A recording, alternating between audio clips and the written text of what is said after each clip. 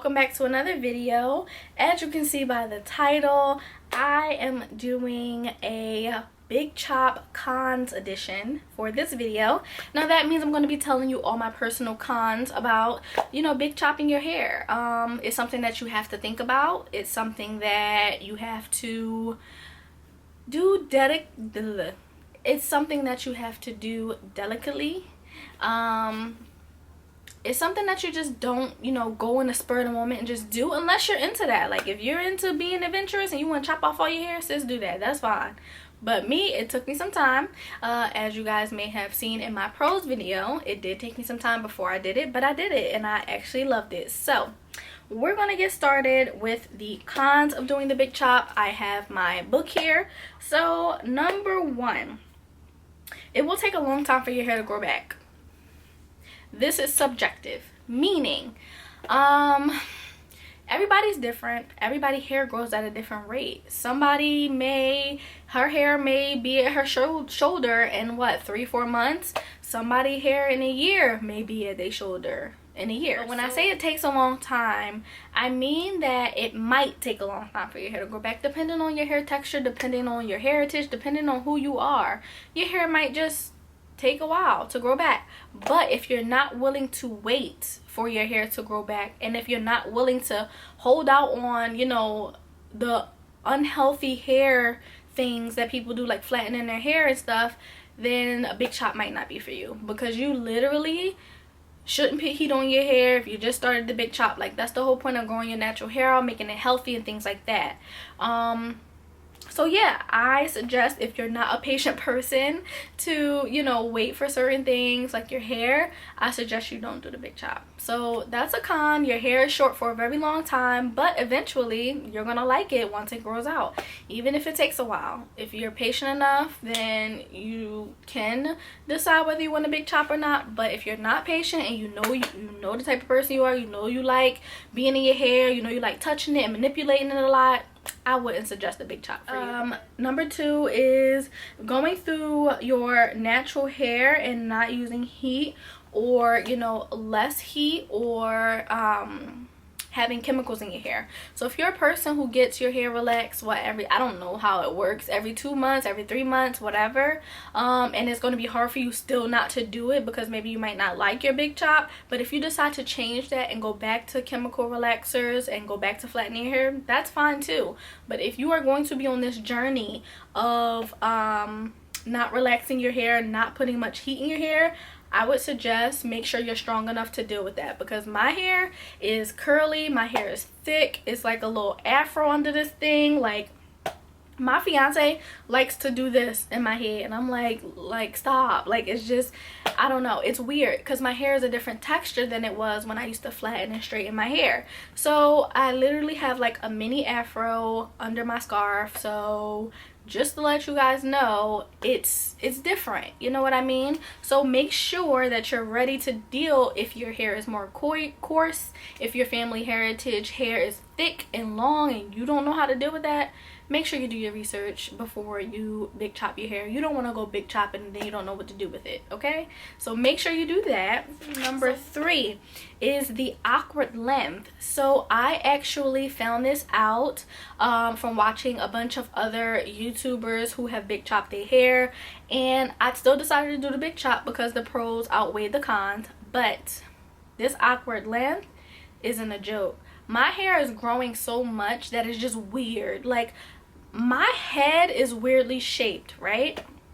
So when I did the big chop, like, okay, once I got past all the bad stuff, like, oh my gosh, I shouldn't have cut my hair, blah blah, my hair is at an awkward length now, and I really don't know what to do with it, honestly. Like, I literally slap some product in it, curl it up, and let it go. Number four would be being as though you're newly to the natural world. If you're new to the natural world, some people have been natural for a long time and decide to do the big chop, and it's kind of the same thing. But if you're newly natural, you have to find products that work not only with your hair type and what your hair does, but you have to find products that mix together. I use a deep conditioner, I use a regular conditioner, I use oils in my hair, so maybe those products might not mix well with each other. So you have to find products that mix well with each other so it won't leave that flaky white cast on your hair. Like, that's so annoying to me. So you have to find products, and they are expensive, guys. Natural hair products, who put a dent in my pocket. I remember I took myself to Walmart and decided to get a bunch of natural hair products. It was like $87 for like 6 things. Is it 6? Probably 8 things. It was about $87 for about 8 things, and it was just like, are you kidding me? I used to go buy shampoo, conditioner, and heat protectant. That's it. I never bought deep conditioner when my hair was straight. I never deep conditioned because I didn't know anything about it.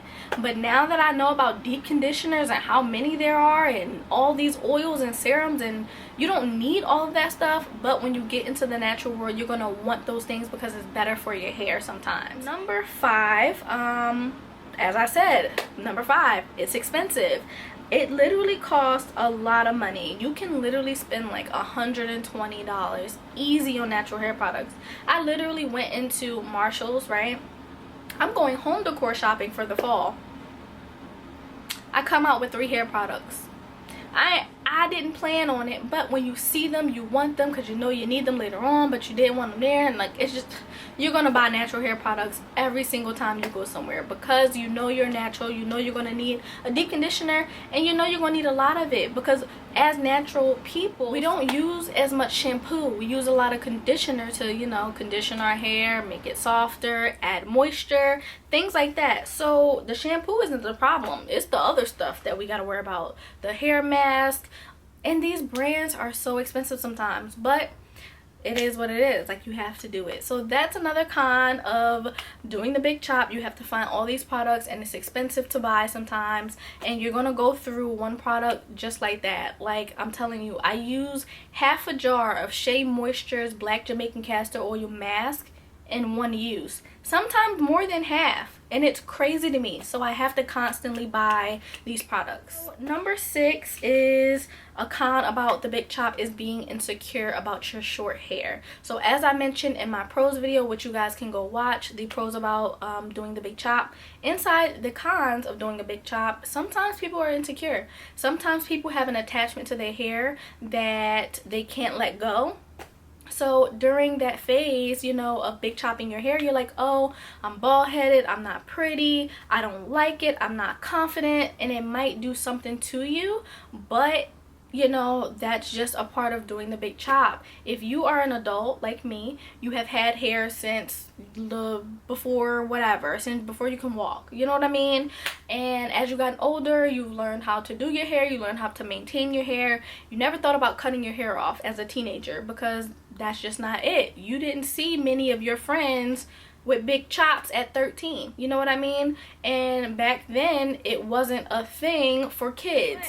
Some people might not feel comfortable with cutting off all their hair and pretending to be, you know, happy that they cut it off. Maybe they do think they're not pretty, but I'm here to let you know that if you don't know if you can handle that, make sure you do your research before you cut off all your hair. And that was the last con of doing the big chop. I hope I helped somebody decide whether or not they want to do the big chop, between my pros of the big chop and cons of the big chop. So I am glad that you came and clicked on this video. I hope this was helpful, and I hope my favorites make sure that they come back for more videos. Hit the subscribe button, make sure you like and comment on this video, and let me know what you thought. Let me know what have your journey been like during the big chop, and you know how you feel about doing it, if you're deciding to do it or not. So I hope you guys enjoyed, and I will see you guys in my next one. Bye.